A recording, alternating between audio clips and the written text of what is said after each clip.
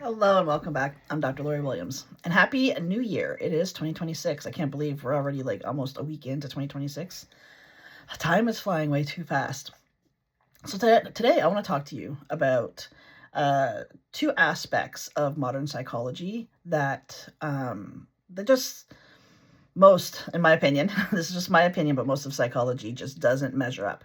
We're taught to manage our symptoms. We're taught to manage our emotions rather than actually doing any kind of healing work that gives you long-term benefits.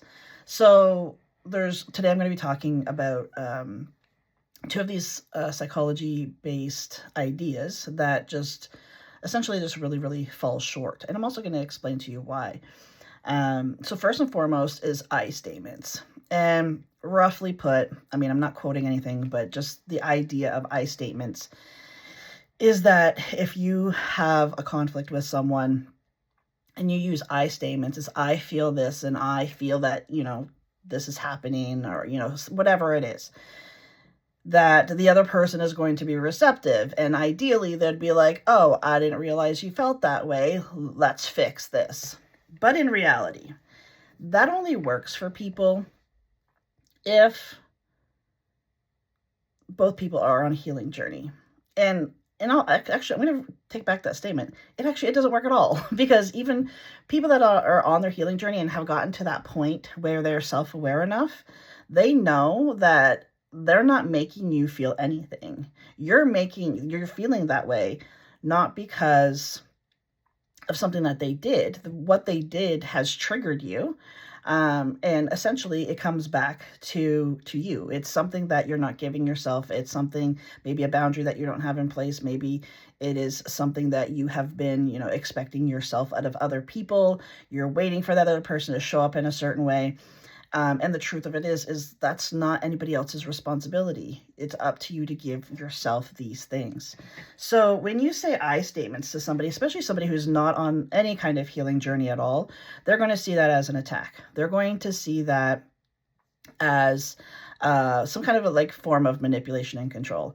And it literally isn't. You're sitting there telling the person, hey, in this relationship with you, I'm feeling limited in this way, and trying to share emotions with that person, and they're just not going to be receptive of it. They will always see it as an attack.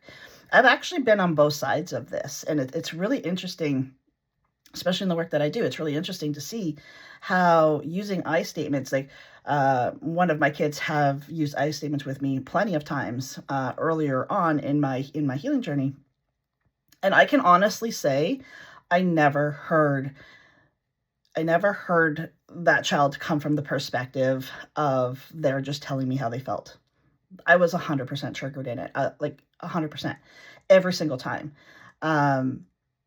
And the truth of it is that my response was coming from my own pain. It had nothing to do with the relationship. It had nothing to do with that other person. It just was coming from my own unhealed version, unhealed parts of me.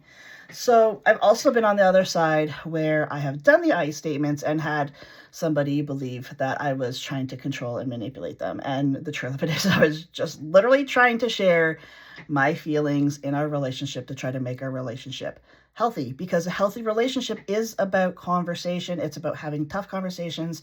It is about being able to show up as yourself and be able to be accepted as yourself. So essentially, when you're using I statements, the reason they're not going to work is because that other person is going to see it as an attack, and then you're going to feel less than or undeserving in some way, shape, or form.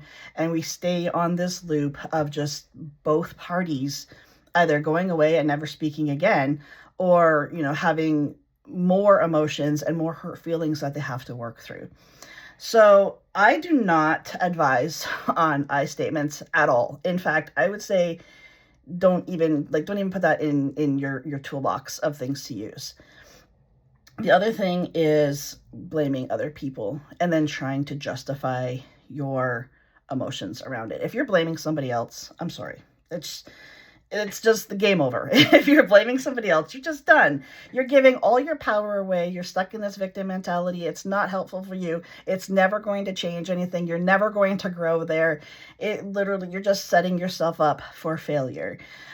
So in both scenarios, what I prefer, what I teach, and what actually works is, okay, first and foremost, every time, say for an example, if you want to blame your sister for something, take your sister out of that equation. It's like, oh, well, she doesn't do this for me in this relationship.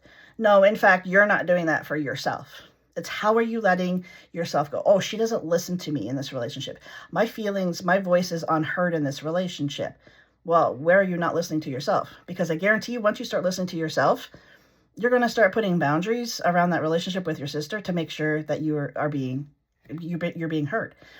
And in fact, you're probably going to get to the point where you don't even care if you're being heard or not, and just let her think whatever she wants to think and say whatever she wants to say, because you know that her opinions is only a reflection of her and has nothing to do with you. That is the power, is bringing everything back to self. And this is what the authentic self method teaches. Bringing everything back to self, because that's where our power is. As soon as we say somebody else is doing this, or you're doing this to me, like I said, it's game over. You just might as well just sit there and give up, on your healing journey, because you're not healing. You will never heal in that space. And I've been there. I get that. I've been to that space of, hey, you know what? Oh, my ex did this and this person did this. And, oh, well, I left this relationship. I mean, you can justify everything.